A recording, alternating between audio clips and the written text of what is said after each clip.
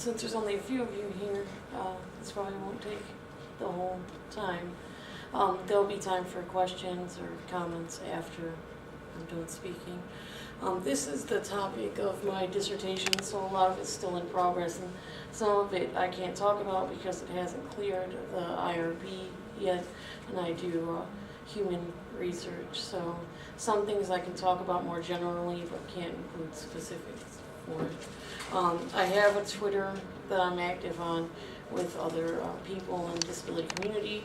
It's there on the bottom corner if you want to contact me through Twitter if you have questions after the talk, or you just want to be more involved in disability activism online. That's mainly what I do, using Twitter. My research, however, doesn't include Twitter yet. I'm actually going to at some point, but the dissertation's not the place for it because I would run out of space. I'm focusing on internet support groups on Facebook primarily because that's where most internet support groups are housed now, through secret groups and private groups on Facebook.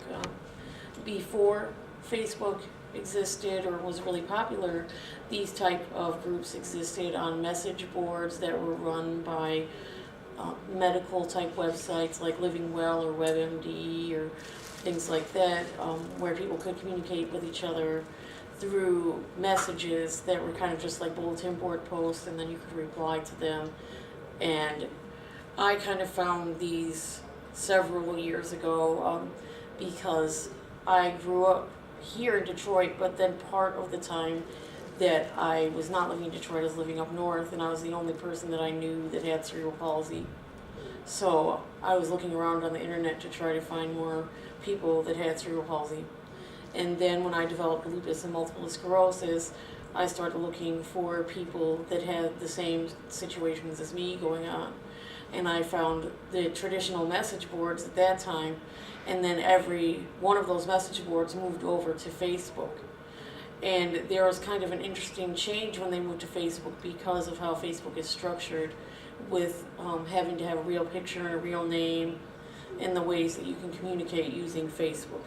So I kind of got interested in studying them because of how not only the pictures and the names, but how people used pictures that they posted or videos or the way that they talked about themselves in these kind of support groups, because they were more secret and they felt more free to express their feelings or experiences in a place, instead of where the message boards were mostly public. You could read the post, but you had to log in to make a post. So the first part that I was interested in, and the first part I study most, is the communication practices, because people with disabilities often, especially with cerebral palsy, are nonverbal. If you have more severe cerebral palsy, you have issues with your mouth movement and your tongue movement. So this means that you cannot speak. And however, you can use eye to typing, moving your eyes to create typing words that sometimes speak for you, or you can hook it up to a computer and just type that way. Or people who were nonverbal for other reasons, and how they were able to have autonomy online because they were able to communicate for themselves instead of having some sort of translator or medium that was working in between them and whatever they were trying to communicate with, right? So that there might be something lost in translation, or their true feelings might not be conveyed. And then the most interesting part, and the part that kind of gets the most attention in terms of communication and the work as a whole that I do, is about the shared experiences of people in the support groups. So when you're looking at a support group for lupus, everybody on there has lupus, or they care for somebody that has lupus, so they're a caretaker. And they communicate about their experiences, and this allows them to build bonds with other people that have shared experiences, no matter whether they're in different countries or time zones or things like this, because a disease like lupus can be a very isolating type of disease. A lot of the medication you take, you can't go outside The fatigue makes it so that you can't really leave your house or you don't want to. And the same thing with cerebral palsy. If you have mobility difficulties, like I use a cane and sometimes a wheelchair, but a lot of people with cerebral palsy have to use a wheelchair, and they have to have an attendant with them to help them with the wheelchair. So they can kind of have this shared experience about like being frustrated with not being able to do something, or being proud of being able to do something that the normal population might find is minute or regular, like, oh, you were able to wash your hair today, right? And they, like, normal people would think, oh, that's just something I do every day. But for somebody with a disability, that can be a real achievement, right?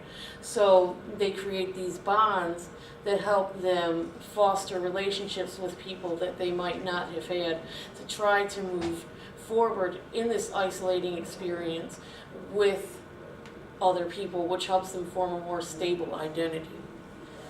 Then, because of Facebook and the way that you can have secret groups where you can't find them, or private groups where you can find them but you can't see who the group members are, they have privacy to be able to communicate about their disabilities. And this is important for a lot of people who are still working. And with lupus, it's an invisible disease, so a lot of people with lupus still work, or their people in their family or their bosses or other people don't know that they have it, and they don't want them to know that they have it. So the privacy is very important for them, especially also if they are communicating about something about their family and being frustrated with a family member, being frustrated with a spouse or partner. It's important for the privacy for them to be able to communicate without any kind of retribution in their outside life. And I found these bullet point lists from doing, I did 100 interviews with people that were members of the support group, and I did 300 surveys, and then picked from the 300 surveys 100 people to interview.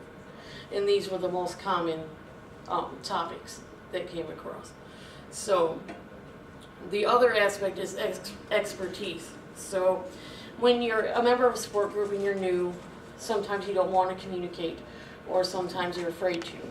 But you can find that there's people on there who've had lupus for much longer than you have, and they know about the medication that you're afraid to take, or people with cerebral palsy know about a certain therapy that your doctors told you about but you don't know about.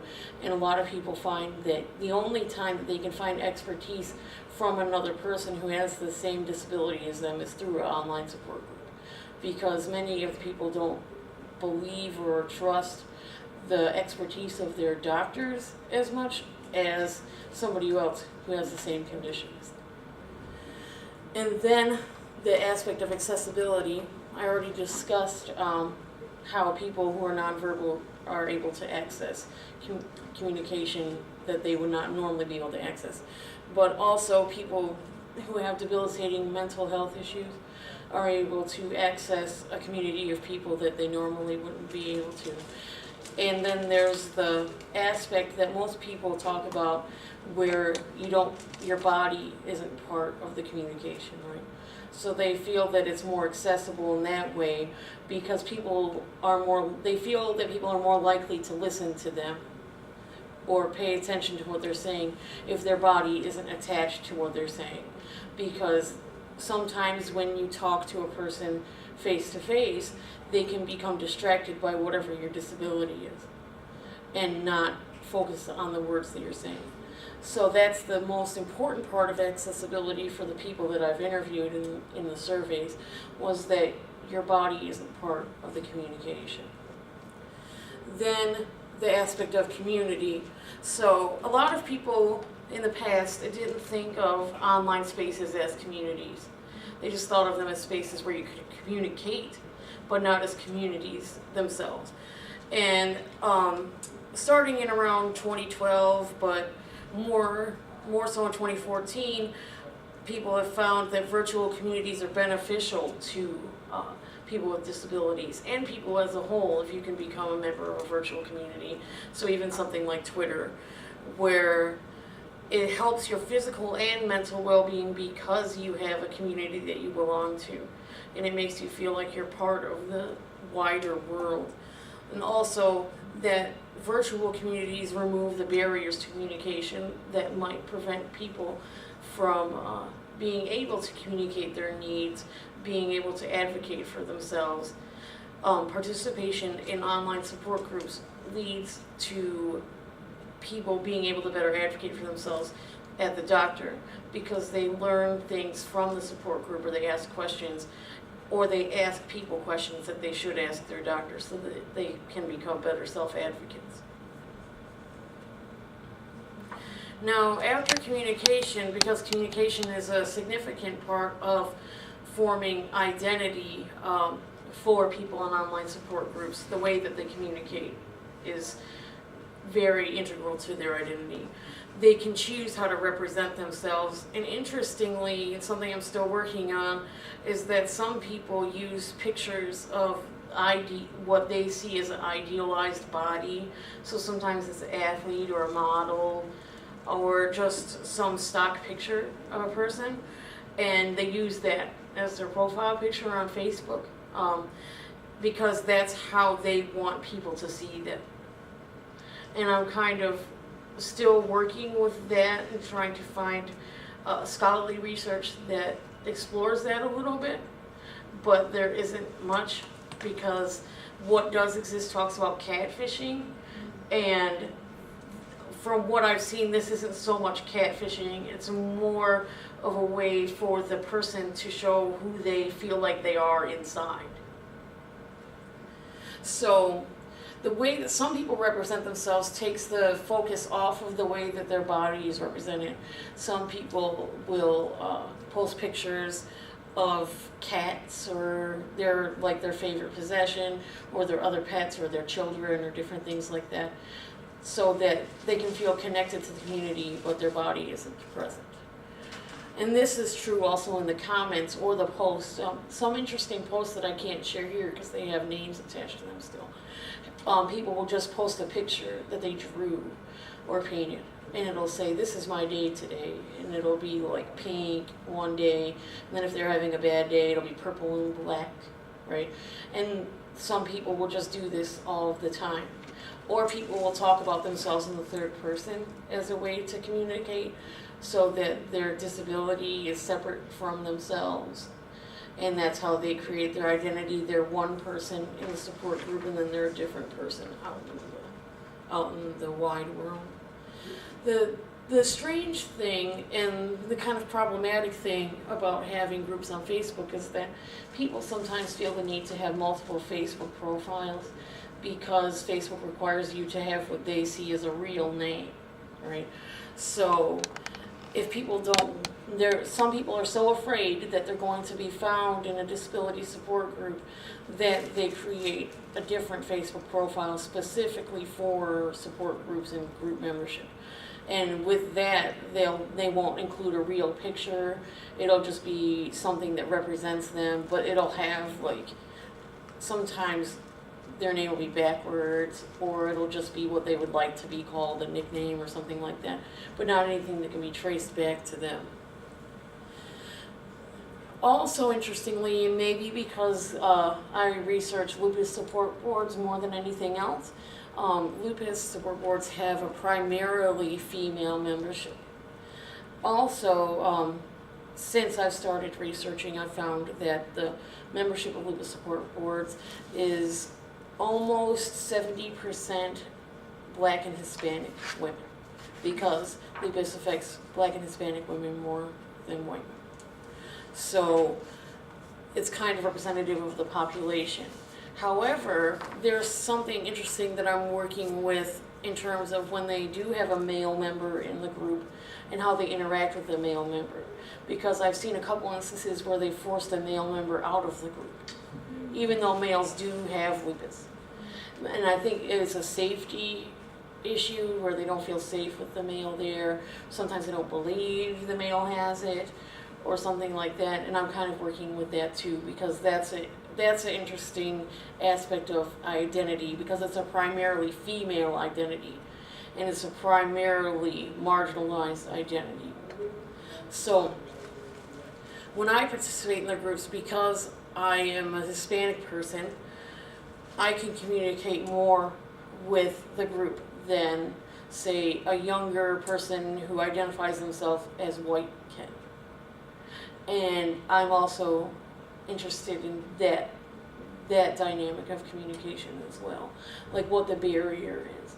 And from what I've seen in the interviews, it's that the experience of being both Black or Hispanic and having lupus is very different than being white and having lupus, because of research shows that doctors are less likely to believe that Black and Hispanic women are experiencing pain than they are to believe that a white woman is experiencing pain. And lupus is a very painful disease. So that's why there's kind of like this tension there, because overwhelmingly white women have better access to medical care and they have better access to better medicine than Black and Hispanic lupus patients do. Now, after you have an identity and you start to communicate in the board, one of the primary aspects of communication and one of the main things people do when they communicate is disclose their disability. So they're not only disclosing it to the board, but they're also figuring out how they want to disclose it to other people. So some members lurk around and they choose not to disclose, and some are still active participants and don't disclose, so they kind of just seem like experts in the area, but they don't actually come out and say their experience with the disease. But most people do disclose because they feel that it's a way to connect with everyone else in the group, because disclosure is taken as a personal form of communication. So people who disclose can connect to other people's disclosure experiences and find some commonality in that shared kind of disclosure. And also, disclosure is made easier to practice in online spaces because the bias of your body, the bias of your race, your gender, your sexuality, or your religion is removed. There's nothing there to where if you are trying to practice how to disclose to your boss, for example, because you're afraid that you might have to start using family medical leave, which is one of the primary types of disclosure that people talk about. They practice it without their body first, so that, and then they can ask questions. So they'll disclose it and say, this is what I want to tell my boss, but I'm afraid my boss won't believe me because I'm a Black woman, right? And then other Black women can reply and say, well, this is what you can do, or this is what you can say. And then sometimes they'll point them towards research that they can print out to show their boss, or their doctor, or their significant other partner. And a lot of the disclosure things are related to partners too, interestingly, because the partner might know that the person has lupus, but they don't understand the severity of it. So they'll say things like, oh, you're just being lazy, or they'll say hurtful things like that. And the members are trying to figure out how to disclose the true severity of their illness. And other people who have been through this same experience can help them with doing this, or give them tips, or point them towards research, or even stories that other people have written online. Like there's this popular story called the spoon theory, and that's where the term spoonie comes from. So you've probably heard people be called spoonies before online, or seen that word, and it's talking about the number of spoons a person has in a day. So it's like the amount of energy a person has in a day. And a person with a disability has a finite number of spoons, and when they run out, they run out. There's nothing left. And a lot of people use that in the support group to point people towards explaining in that way to family members, their partners, or their bosses, because it's something that's relatable or tangible, right? Instead of just like a lot of medical type of records, things like that. Because people in the support groups don't want to be seen as just a medical diagnosis, or how they're treated in the doctor, where they're not really believed because lupus is so invisible that, you know, it's hard to sometimes get the doctor to believe that it's really as bad as it is. So they try to find a shared experience that they can share in the outside world or with their families, employers, and even their doctors to kind of communicate their experiences when they are having trouble communicating them themselves. Now, social media and internet message boards aren't only important for people with disabilities as a site of research, they're also important for teaching, right? Like, when we teach now in the classroom, we use a lot of the internet. Some of us use Twitter to do research or to communicate with students, or a common trend in composition is to have students create a Twitter story where each person in a class writes one tweet and then they just build onto each other to create a story, right? And what this kind of communication means, or how groups for like Wayne State University or groups for certain classes that happen on Slack or Facebook, what communicating in those groups means. Also, what the commodification of experience means. So commodifying our students' experiences by having them use Twitter, Facebook, or Slack, and knowing that their information is not private for the entity that owns it, and how targeted ads are going to influence the student's experience online or in your class, right? Or in my case, with people with disabilities, because I interact with so many people with disabilities, talk about disability all the time on Twitter, all of my ads are for mobility aids or medication, all the time. So my Google ads, my Facebook ads, and my Twitter ads are all that. So it's important to think about that in terms of how we use the internet to communicate, because everywhere that we communicate on the internet commodifies our experience. And what we can do to try to move past that, or to push back against that a little bit, especially if we're using the internet in the classroom or in the university. And then it's important to remember that the medium where you're communicating controls the communication, representation, and disclosure practices that a student might do. You might have a student with a disability in your classroom that uses the internet to communicate with you and tell you that. So they tell you through email. And Wayne's email system can sometimes be hard to navigate. Sometimes it's down. Blackboard acted up and Canvas acts up. You know, the way that those things are structured is going to impact the way that students represent themselves.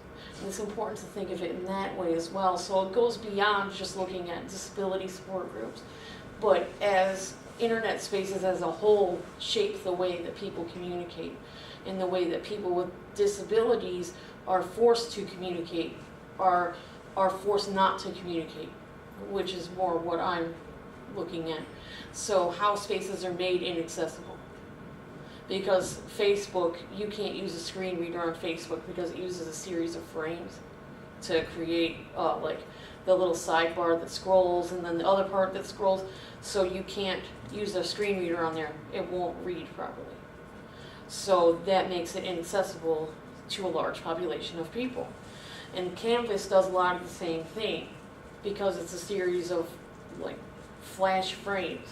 So these things are important to remember, that the medium that you use to communicate, not only as a person but also as a professor or an academic or scholar, will influence the way that people communicate with you or communicate about themselves.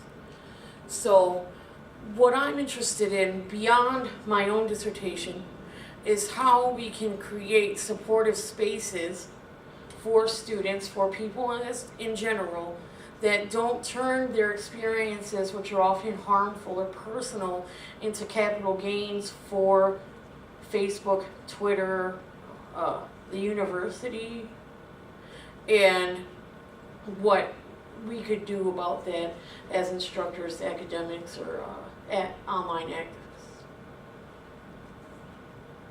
And that's it.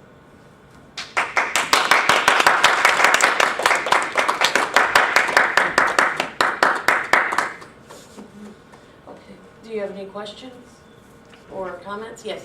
Okay, so I'm an education major doing a learning design technology. You said a lot about the limitations of using LMS, like the learning management systems, which I didn't even think of. I thought they would be more helpful for people with disabilities being online, but I never thought about that facial screen thing. And I also wrote down, I didn't know you could do I think you said eye to text. Yes. There are people who have, like Stephen Hawking used to use it when he was alive, right? So you move your eye in a certain pattern and it communicates with the computer and it allows you to speak or it allows you to type. So people who are completely nonverbal can do that. Sometimes people can do it through breathing. They have it set up for breathing too. Or you can, there's little symbols and if you have one finger that you can move, you just do this and it'll type a series of words for you. But the problem with that is that stuff isn't very compatible with most learning management systems. So then the students who are forced into using learning management systems because they're taking classes online or because there's an online component of a class are really, they're really limited in how they can communicate with the other students or with you as a teacher. It's tricky because like you don't develop the Canvas system yourself. It's like a third party. So it's that extra screen thing you talked about. I would have never thought about that.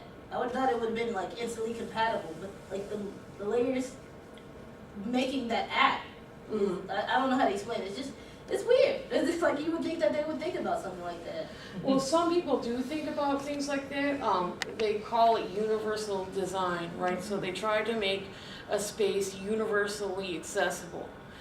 But in doing that, they sometimes leave out more extreme parts of the population, like people who are nonverbal or people who are blind and need screen readers. So they just think if we make Canvas easy to read because the buttons are big and everything's kind of in the same area, then everybody will be able to access it.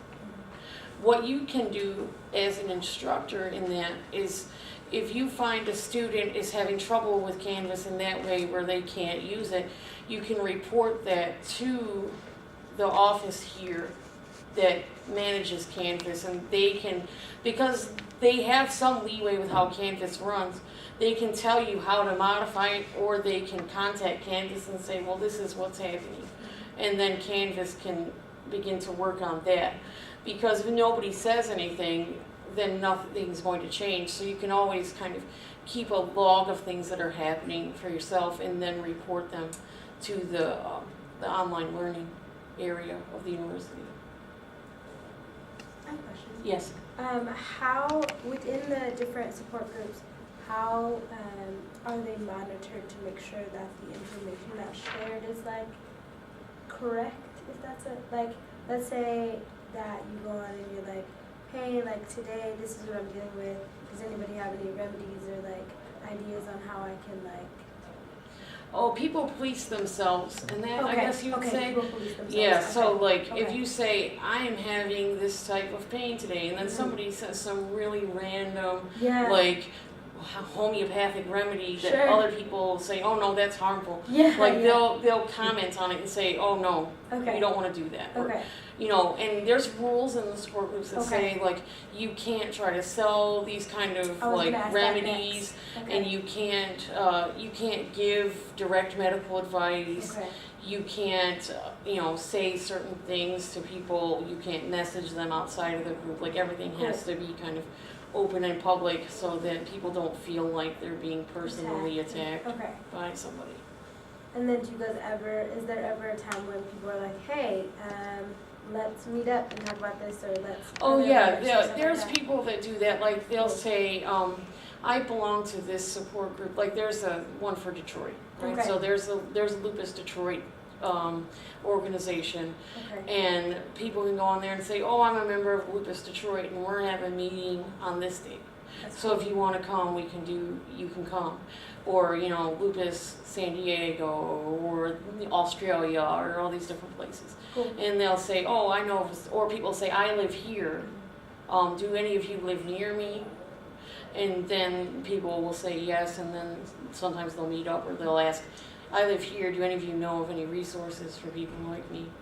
You know, especially in cerebral palsy group, that actually happens more because cerebral palsy is thought of as a children's disease, but you still have it for the rest of your life after you're not a child, so you don't really get support for it after you turn 18.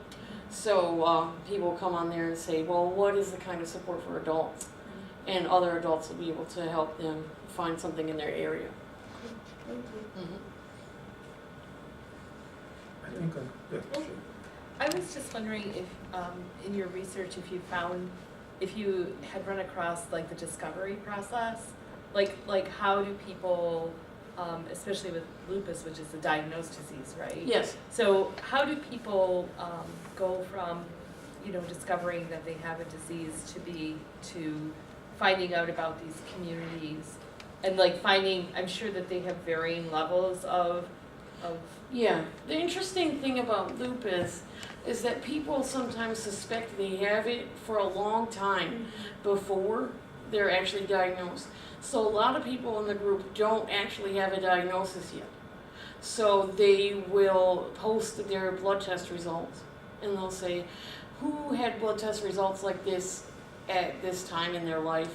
Or I'm having these type of issues and my doctor says that I just have fibromyalgia or some other type of thing, mixed connective tissue disease or something, and they'll talk to them about that. So you don't have to have a diagnosis of lupus to be in a group, but you have to have some kind of connection to it in a way, like you think you have it, or people who care for somebody. So like some parents who have children with lupus will be in there, husbands who have wives with lupus will be in there, and they'll just watch the communication more than actually communicate. But there's the kind of that discovery where after they find out they have lupus, like they'll post that they got the blood test back that confirms they have it, and then they'll go through this kind of grief process that's all online where they're trying to learn everything that might happen to them, and then they get scared because, lupus can be fatal, and then they kind of come to this kind of acceptance thing where they start getting put on medication, so they learn about the medication and the side effects of the medication, and then they kind of just start going on with their daily life. So that's the kind of discovery process that happens there. They first start talking about their blood test, and then if they find out they have it, they go through the grief process with the group, and then they go through the medication learning process with the group, and then they go through their daily life, talking about their daily life and how it's changed with the group, how their relationships with people have changed since their diagnosis, especially. Thanks. This is a kind of a sociolinguistic question. You said that the members of these support groups can be characterized as belonging to a community. Yes. And there is a concept called the community of practice. Yes. To kind of actualize the community of practice, to make it more than just a term, you need to have norms which are developed as a result of this constant communication. And so as somebody like you who is analytical can sit on a coin of sympathetic detachment, have you noticed any principles which you can describe as norms? Well, I think that the norms of the group are the things that actually prevent some of the communication happening between the men who enter the group. Like there's a norm that it's for women and it's a space for women to communicate, and then the communication that's tense between white women members and members of color. That seems to be a sort of norm too, where you communicate as a person of color in this group, and then if you're not a person of color, you're not supposed to communicate as much because the disease doesn't affect you as much because you have the privilege to be able to access better things, right? But then there's methods of communication, like norms about how you address other people. right? So you don't address people as all ladies because some people don't represent themselves as women, even if they're biologically women. There's ways that you address your doctor, words that you're not supposed to use when you're talking about your disease, words that you're not supposed to use when you're talking about treatment, things like that. These are all kind of linguistic norms, and each group has different ones. But they all have the same type of thing. Words that you can use and you're supposed to, and then words that you absolutely cannot use. And you can get banned from the group for using these type of words or doing these type of things. So like trying to advocate for people not being on their medication and going through some homeopathic or dietary change in opposition to medicine, that can get you kicked out. Things like that. So there are some very strict rules in each of these groups because they want them to be supportive spaces. But sometimes they're not supportive for everybody because the experience of having lupus is so individual that there are many groups. So if you don't feel welcome in one, there's always another one. But they all have rules like that. Yes. You hear some of the negative things about Facebook, like people presenting themselves in maybe a very favorable way or maybe more dramatic, and also people, because they feel anonymous to a certain extent, being more rude and or avoiding social contact because they're getting their contact online. And I'm just wondering if you come across any of these more negative aspects. Are people avoiding face-to-face groups because of this, or are they using those in I don't addition, see- or what do you see? I don't see a difference really between being a member of an online community and being a member of a face-to-face group, especially if you're a person with a disability, because the disability can sometimes prevent your access to face-to-face groups. So online communities can meet that need for communication, and the focus on face-to-face groups is sometimes what holds people with lupus back from feeling like they can communicate at all, or people with cerebral palsy being able to communicate at all, especially cerebral palsy, because of the way that the body presents itself. People automatically think that there's something cognitively wrong with you. Even though your brain is fully functioning, they think there's something cognitively missing. So the online space and the online groups meet that need for face-to-face communication. And sometimes people do communicate face-to-face online after they know each other for a while. They'll talk on Skype or things like that because they don't have to access public transportation. They don't have to try to navigate outside or things like that. There are some of that other negative things that happen though. Sometimes people are more rude, but that's just the way the nature of online communication is. Sometimes you can be sarcastic and it can come off as rude, but your personality is sarcastic, right? Or you can be more open with your opinions even when they're negative because it's online. However, as you get more into the group, that kind of lessens because people will police you about it and say, you're not supposed to talk to somebody this way, or, you know, maybe you could have said this and that way, right? And they'll kind of educate each other on how you want to communicate in the supportive space instead of being like the comment section of an article where everybody's just rude and hateful towards each other. That kind of stuff doesn't really happen in an online support group. I think that's because they're all looking for the same thing. So since they all have a common goal, they don't have a lot of opposition in the group. They're all just looking for support. Whereas in other online spaces, you might have a common interest, but you have very different ways that you're coming at it.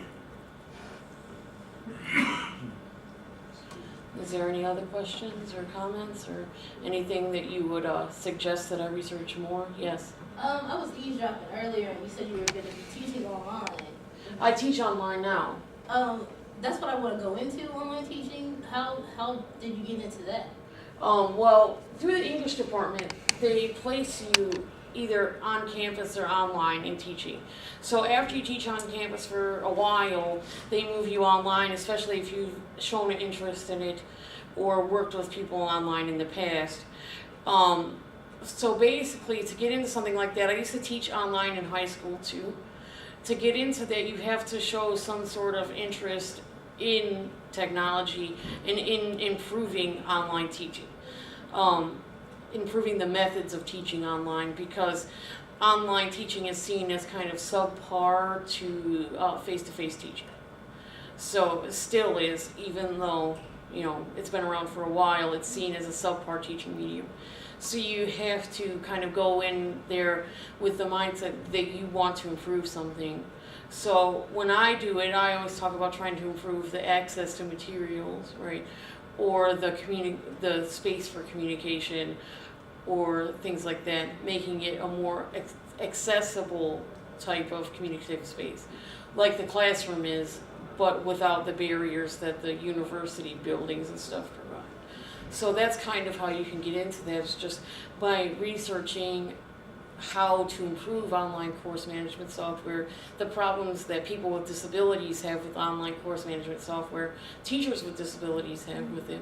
There's a lot of articles about that, and then you can try to figure your own philosophy for how you would improve that. Do you have a teacher certification for that, or no, because it's mostly university? I had a teacher certification for it, yeah, when I was teaching in Ann Arbor before I started teaching here. When you accept the funding part of a PhD, you can't have a full-time job. So, I didn't know that. yeah, so in the English department, it says that you can't work more than 20 hours a day. So it depends on what department you're in. So maybe in education, you can still teach and then have funding, but in the English department, it's different. So I had to quit teaching when I got the funding here. But you can get it's an additional certification. It's not like a full certificate. It's just like a additional part to a certificate. So it's not hard to get, but it's something that you want to make sure you research before you get it, so that you don't just go in thinking that you want to teach online, but you don't know the barriers that your students might face with it. Last follow-up question, because I know we gotta wrap it up. Yes. Have you heard of the online teaching certificate? Do you think that's needed? Well, it can help you, especially if you want to teach online. But like I said, you know, if I was you, I would get it, because you want to teach in secondary school. And mostly university or community college, but you gotta start somewhere. yeah, so you could get it and that would help you, but a lot of it too is that you need to just, even now before you have the certificate, because it'll help you when you're getting the certificate, researching different methods of teaching online, the ways that they work, and the barriers that people face, especially here in Detroit.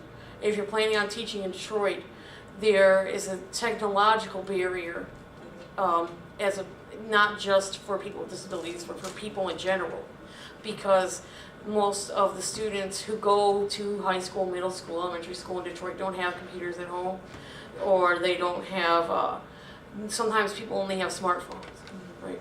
So you have to kind of figure out how you teach online to a group of students that only have smartphones. So those are things that you want to think about when you're thinking about teaching online. Even here at Wayne, if you teach a class online at Wayne, you have to kind of look at the course management software that you developed through Blackboard or Canvas on your own smartphone to make sure that you can navigate it. Anybody else with a question, comment? If not, let's thank Deanna.